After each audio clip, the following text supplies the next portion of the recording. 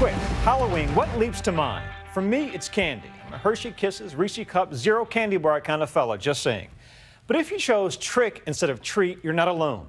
Americans are obsessed with creeping themselves out, but unlike too much sugar, scaring yourself could actually be good for you.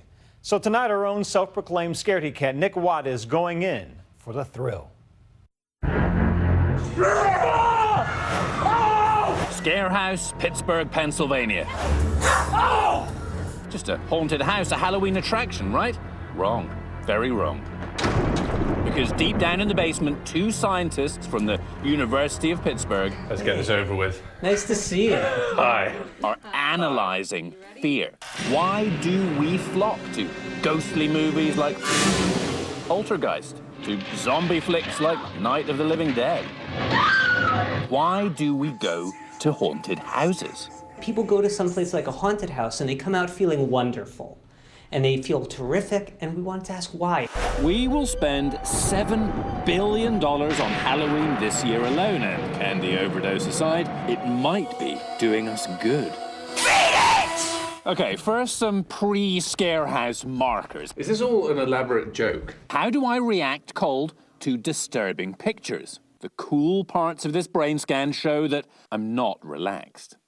When I hear loud noises, even with the comfort of holding one of the scientists' hand, also not happy. I am a person prone to a little anxiety, but if they're right when I come out of the ScareHouse, I might be a changed man. This is not what I signed up for. I'm wired up with a heart monitor and electrodes on my fingers to measure sweatiness, and I'm going in. This way.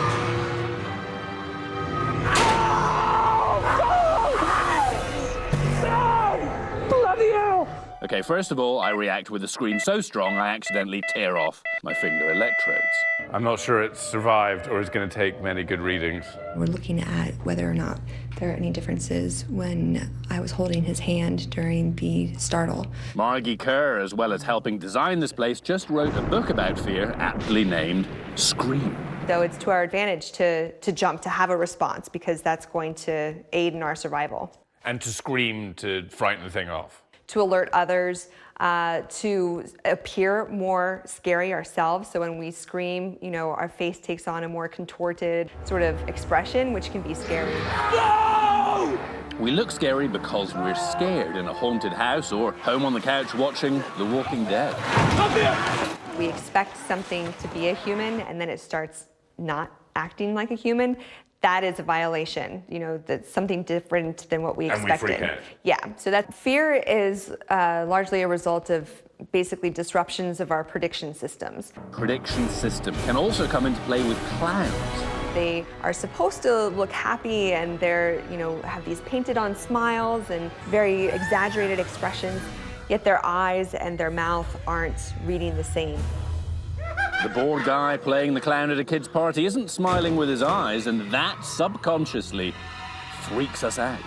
And why are we scared of ghosts? Well, ghosts are scary for lots of reasons. There's, of course, the fear of our own mortality that ghosts bring to mind. The dark.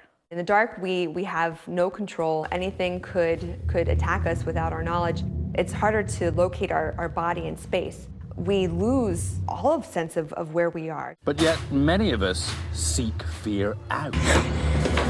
The first time I came to ScareHouse was because I so desperately wanted to escape the stress of writing my dissertation. There's something that's been woven into our DNA that wants to go out and see new things, to explore new areas, and to challenge ourselves.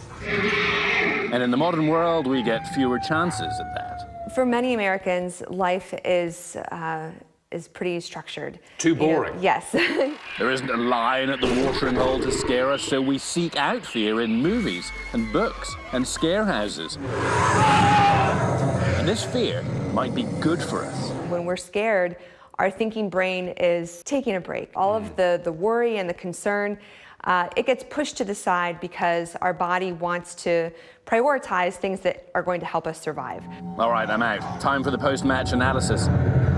I am now subjected to the same sounds that previously made me jump. The startle, whether or not you were holding Margie's hand, was very high gamma. I didn't flinch at all with the noises. Yep.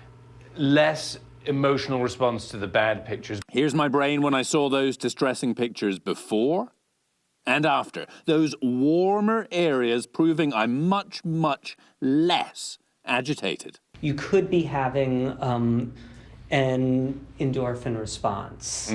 So it's sort of like the runner's high has now taken over. Your brain is flooded with stress hormone and so things that would be stressful just don't register as much. Medical science might one day use something like this to treat depression. Thinking about the negative thing, I couldn't hold the negative thought. When you go through a scary experience, it seems to recalibrate you. So the ScareHouse was so bad that everything else pales into insignificance.